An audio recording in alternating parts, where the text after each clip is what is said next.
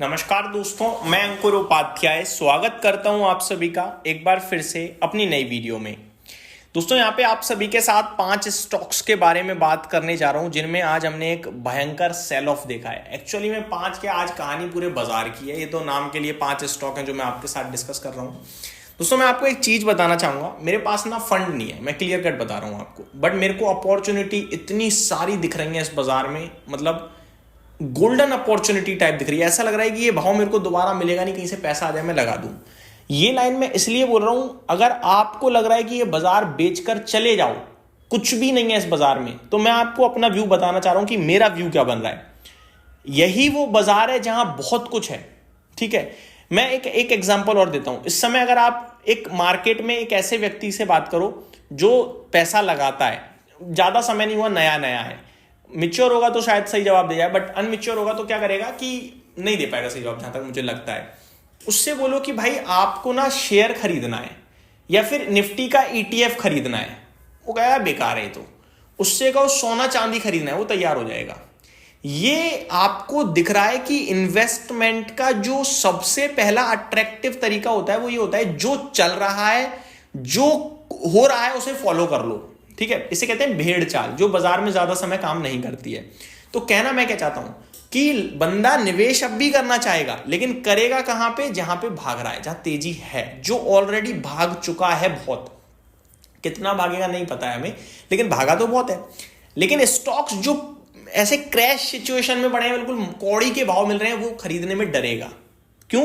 क्योंकि वहां घाटा हो रहा है, वो दर्द दे रहे हैं अभी, यही फर्क है। तो अभी ना एक्चुअली में अभी मोतीलाल ओसवाल के जो आप कह सकते हो चेयरमैन जो रामदेव अग्रवाल जी है ना, वो ये कहते हैं कि आपको शेयर बाजार ऐसी जगह है जहां पे मौके बनते हैं। 10 रुपए की चीज 5 रुपए में भी मिलती है और वही 10 रुपए की चीज 20 रुपए में भी दिखती है। आप किस जगह एंट्री करते हो और एग्जिट करते हो वो इंपॉर्टेंट है। 10 रुपए की 10 रुपए में लेके 20 रुपए बनाओगे, वहां मजा नहीं आएगा। 10 रुपए की चीज जब 5 में मिल रही है तब ले लिया आपने, तो वो 10 की जब 20 में जाएगी ना तो निकाल लोगे तो मजा अलग ही आएगा। और अभी सिचुएशन बन रही है जो बहुत स्टॉक आपको मिल रहे हैं।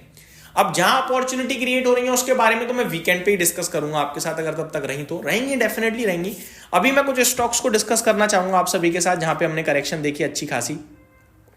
तो पहला स्टॉक है दोस्तों इटर्नल। इसको लेकर मैंने अपने व्यूअर्स को ना लगातार अलर्ट किया है। अब मैं ये बोलूं भी तो कैसे बोलूं, गिर गया, क्योंकि पूरा बाजार ही गिर गया भाई। बट इटर्नल में दोस्तों एक्चुअली में ना वैल्यूएशन की कहानी बहुत स्ट्रेच्ड है, आपको ये समझना होगा। 269 पे आ गया है ये स्टॉक।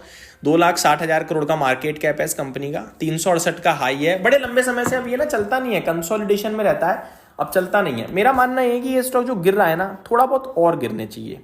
अराउंड 250 रुपए के पास इसमें मुझे लगता है पहला एंट्री पॉइंट बनने की संभावना बनेगी। बनेगा नहीं, संभावना बनेगी।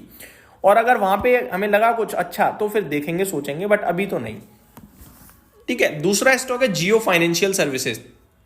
इसके अभी नतीजे आए थे, तब मैंने डिस्कस भी किया था अपने व्यूअर्स के साथ कि टेक्निकली बहुत ज्यादा वीक लग रहा है और मेरे को लगता है कि ये स्टॉक आपके लिए ना नीचे जाने की तैयारी में है और हो सकता है, पॉसिबल है कि ये 240 से 220 चला जाए। लॉन्ग टर्म के लिए मेरे को बहुत पसंद है, लेकिन मैंने आपसे कहा था, बट बाजार ही गिर गया, अब ये भी गिर गया, तो क्या इसमें बात करनी। अभी भी मैं कहूंगा थोड़ा वीक है, टेक्निकली भी वीक है। एक बाउंस बैक बनता है अब इसमें, क्योंकि 20 ईएमए से बहुत दूर हो गया है। सारे स्टॉक अपने 20 ईएमए से बहुत दूर हो गए हैं। जैसे कि अभी इस स्टॉक का भाव हमारे लिए 265 है और 20 ईएमए 288 है, तो 280-85 तक किसी भी समय बाउंस बैक आ सकता है। तो ये एक स्टॉक है जहां पे मुझे लगता है एक बाउंस बैक आएगा, वहां एग्जिट के मौके तलाशिएगा या पोजीशन हल्की करने की कोशिश करना। फ्रेश एंट्री अभी नहीं, अभी वेट करना है। अगला है ओला इलेक्ट्रिक। इसकी तो दमी, जब ये 100 रुपए पे था, 90 पे था, आईपीओ आ रहा था, तो मैंने क्लियर कट बोला दूर रहो, भाग जाओ, बेकार है, ये है वो है।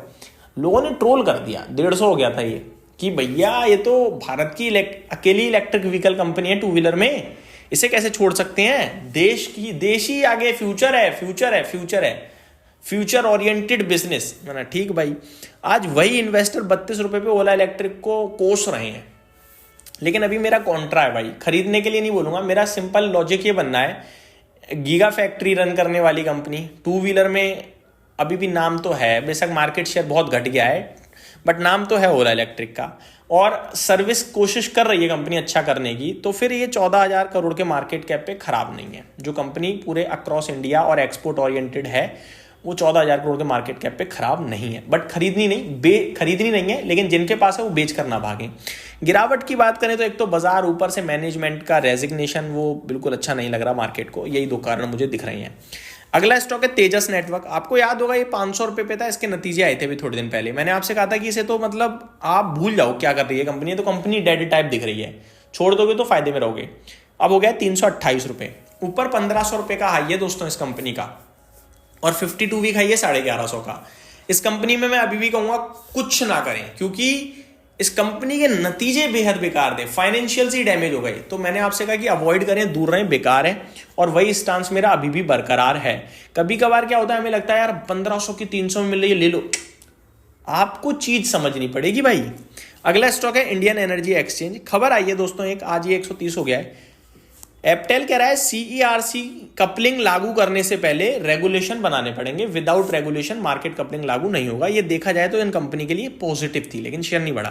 Company to APTEL says parameters for passing coupling order are wrong, but जो भी है कपलिंग आएगी, इतना क्लियर हो चुका है, कंपनी को दिक्कत होगी, बट जितनी दिक्कत होनी है उससे ज्यादा शेयर ऑलरेडी टूट चुका है। तो मेरा मानना है ये अपॉर्चुनिटी है, क्लियर कट। ये मेरी तरफ से अपडेट थी, उम्मीद करता हूँ डिटेल्स पसंद आई होंगी। Thank you so much for watching this video, have a great day guys.